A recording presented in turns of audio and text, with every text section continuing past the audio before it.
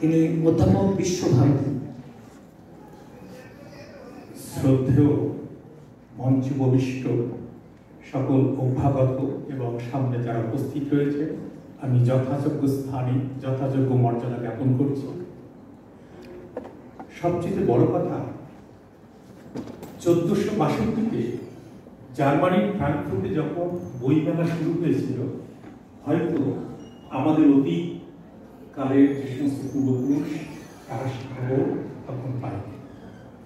ভারতবর্ষে 1906 সালে রবীন্দ্রনাথ, স্যার গুরুদাস বন্দ্যোপাধ্যায় প্রমুখ ব্যক্তিত্ব যারা, তার মধ্যে চিত্তরঞ্জন দাসের গুরুত্বপূর্ণ ভূমিকা ছিল, তারা কলকাতাতে বইমেলা শুরু করেছিল।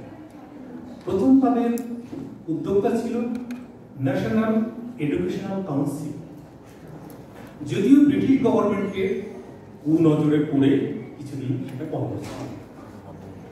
তারপর যেহেতু ভারত স্বাধীন হওয়ার পর ভারতে সেই বইমেলা কম বেশি যাদবপুর বিশ্ববিদ্যালয়ের কাছাকাছি সেটা চলবে।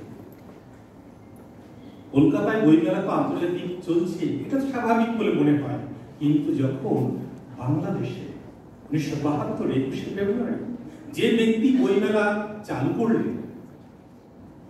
শুধু কি সেটাই ভেবে তারই উত্তরাধিকার সূত্রে নিউ ইয়র্কে যে বইমেলা, সবচাইতে বড় কথা কি, একজন ব্যক্তি একটা জীবন্ত লাইব্রেরি, কিন্তু ব্যক্তির মৃত্যুর সাথে লাইব্রেরির মৃত্যু ঘটে।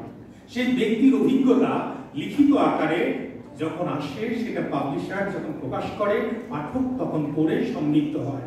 আমাদের যাবতীয় শিক্ষা সভ্যতা যত যা কিছু আমরা আজকে নিদর্শনগুলো পাই, সেগুলো যদি লিখিত আকারে প্রকাশিত না হতো, হয়তো আমরা আমাদের পাঠ্যক্রম থাকতো না, আমাদের স্কুল কলেজ ইউনিভার্সিটি তৈরি হতো না। এর জন্য আমরা মনে করছি যে বই লেখা এবং প্রকাশ করা শুধু জরুরি এটা নয়। বই লিখলাম, প্রকাশ হলো, কার কাছে যাবে? সোনার তরী তৈরি করলাম, নদীতে জল নেই, ভাসবে কোথায়? বই প্রকাশিত হলো, পাঠকের কাছে পৌঁছে দেওয়ার উদ্যোগ কোথায়? সেটা হচ্ছে বই মেলা। বই মেলা একমাত্র পাঠকের কাছে পৌঁছে দেওয়ার জায়গা, কারণ এছাড়া দুয়ারে দুয়ারে আমি পৌঁছাতে পারি না, সে সময় নেই। এক জায়গায় মিলিত হতে পারি বিশেষ উদ্দেশ্যে, তখন আমরা বই ঘরে নিয়ে যেতে পারি, সময় মতো সেটা পড়তে পারি, সমৃদ্ধ হতে পারি। সুতরাং এই বই মেলার আকারে যেমন আমাদের দরকার, তেমনি আমাদের সংকট একটা আছে। প্রকাশকরা কেন বই ছাপবেন, বিক্রি হচ্ছে না? ভাবছেন পাঠকের সংখ্যা কমে গেছে, বই পড়ছে না। না, পাঠকের সংখ্যা বেড়েছে এবং পাঠের ধরনও বেড়েছে। একটি ছেলে এই মুহূর্তে সে ইন্টারনেটের মাধ্যমে সারা পৃথিবীর সব লাইব্রেরি থেকে যত সফট কপি বই পড়ে অতি সহজেই অনেকগুলো বই পড়ে রেফারেন্স দিয়ে সে অনেক কিছু লিখতে পারে, লিখছে, যেটা সম্ভব ছিল না যখন ইন্টারনেট ছিল না। তখন লাইব্রেরিতে গিয়ে বই তুলতে হতো, একটা বই কেনার জন্য পয়সা সঞ্চয় করে অনেক কষ্ট করে সংগ্রহ করা হতো।